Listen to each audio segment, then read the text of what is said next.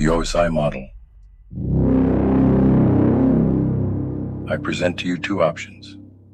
The red pill, in which you don the mantle of an ethical hacker.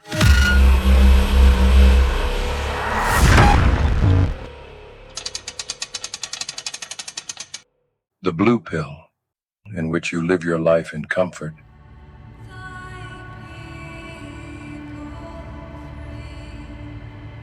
Subdued to the will of all machines. But we both know why you're here.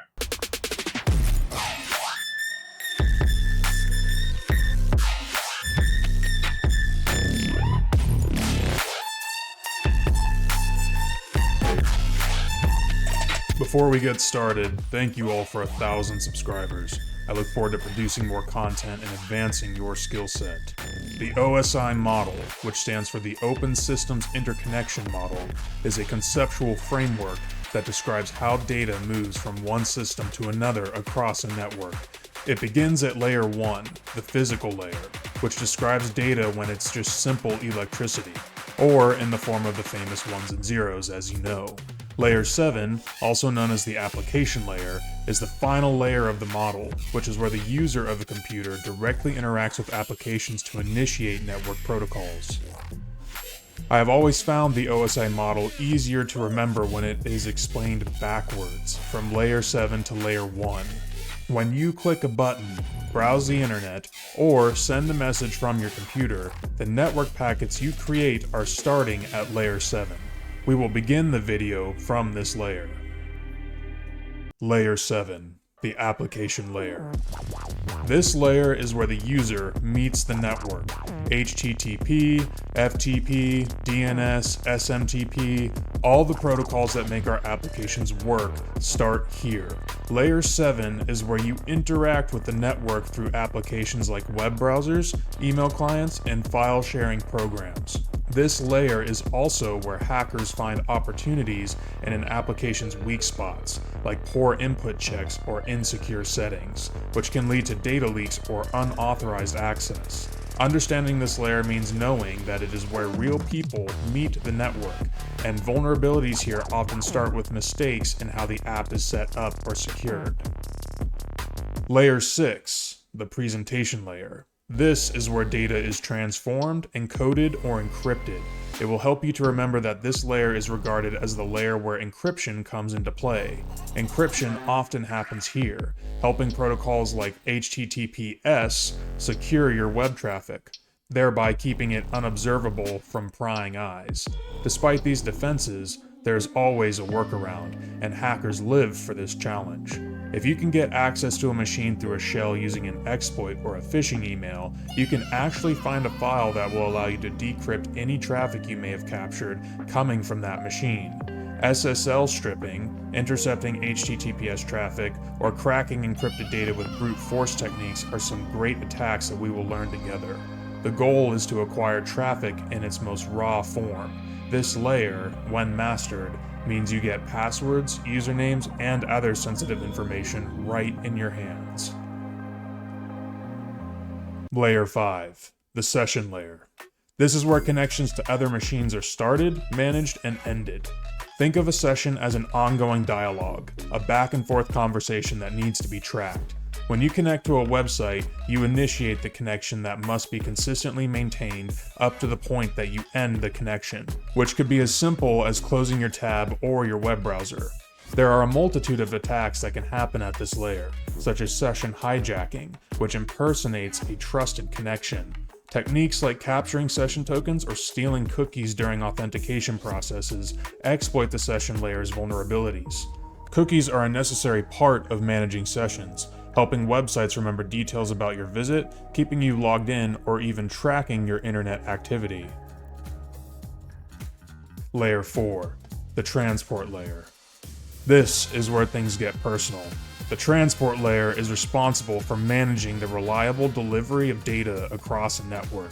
In episode 1, we learned about the TCP and UDP protocols. At this layer, TCP establishes a connection. UDP still doesn't care, as it just fires packets. A hacker sees TCP and UDP not as protocols, but as potential weapons. Traffic flooding, packet storms, and DDoS attacks all live here, bending the protocol from its intended purpose and creating a variety of unorthodox attacks. With TCP, a hacker can exploit the protocol to hijack active sessions. Here, data flow is either fragmented or flooded, creating cracks in a system's defenses. Layer 4 is where the dance of disruption begins. Layer 3, the network layer. IP addressing, routing. This layer gives data a direction, a destination, and a destiny. But routing is also a vulnerability. Hackers can manipulate routes, hijack IP addresses, and reroute packets to a false destination. Techniques like IP spoofing and fragmentation attacks exploit how IP packets are delivered. IP spoofing lets attackers disguise their IP address, making it look like packets are coming from a trusted source.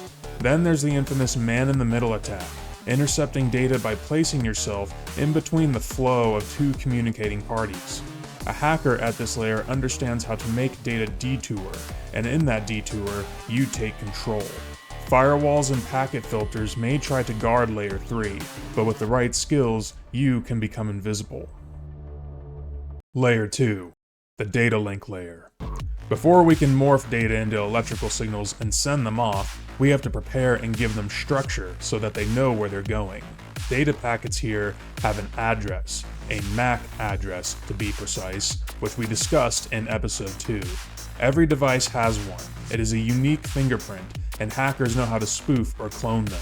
MAC spoofing is a common trick used to bypass access controls or evade network monitoring. Then there's ARP, the Address Resolution Protocol. ARP is used to map IP addresses to MAC addresses on a local network, allowing devices to locate each other for direct communication. Your router issues an ARP broadcast every 30 seconds, and devices on your network respond with an ARP reply. Your router sees that the device is alive and connected to the network, so it updates its ARP tables to remember the details of your device. At Layer 2, hackers can use a technique known as ARP poisoning to trick devices into sending data to the wrong address. ARP poisoning is the process of tricking the router, or even other network devices, into falsely updating its ARP tables with incorrect MAC address mappings. This allows an attacker to intercept, modify, or reroute data by making the router believe that the attacker's device is the victim's machine, or make the victim's machine believe that our device is the router. This is how man-in-the-middle attacks are often performed. Now, finally, Layer 1, the physical layer. This layer is about raw transmission. It's where bits, ones and zeros, are converted to electrical pulses, light pulses, or electromagnetic waves, passing through cables, fiber optics, or even the air itself. For most, this layer is just hardware, but for a hacker, it's the gateway to interception. Think about signal jamming or wiretapping, gaining direct access to data before it even reaches encryption. Hardware hacks like cable taps, radio frequency manipulation, or disrupting signal flow, they all live here. Mastering Layer 1 means you understand the foundation of every connection. And that, ladies and gentlemen, is the prestigious OSI model. You will want to understand this if you want any sort of credibility in the cybersecurity industry, although you won't find it being used in your everyday life as an ethical hacker. It's a concept, but a big one at that, and there's always more to learn about it. Like, subscribe, and I'll catch you in the next episode.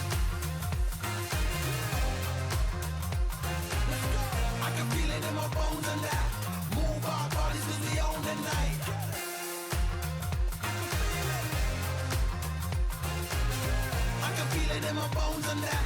Move our bodies 'cause we own the night.